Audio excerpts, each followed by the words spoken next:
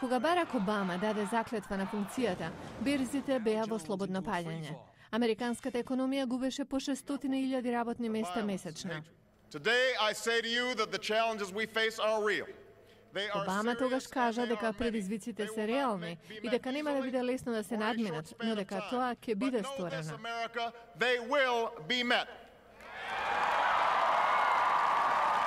До времето, кога тој стана 44-тиот председател, рецесијата однесе над 3 милиони работни места. За една година таа цифра се удвои. Автоиндустријата пропаѓаше, банките тешко даваа кредити, а американците ги губеа домовите со рекордно темпо. За работите да бидат уште полоши, потрошувачите, како главен двигател на економијата, престанаа да трошат. За да го запре колапсот, администрацијата пристапи кон контроверзен план за спасување на банки кои се сметаа за премногу големи да пропаднат.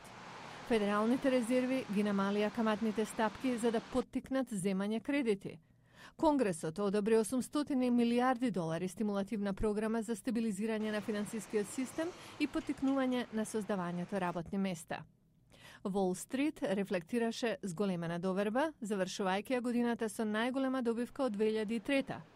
Спасените банки дојдаа до профит и вратија милиарди долари земени на заем, што резултираше во рекордни 46 милиарди долари добивка за федералните резерви. Но по која цена?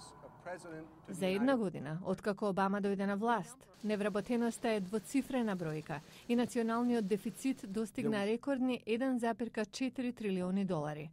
Некои конзервативни политички аналитичари на Обама му даваат одвај преодна оценка за потрошувачката политика.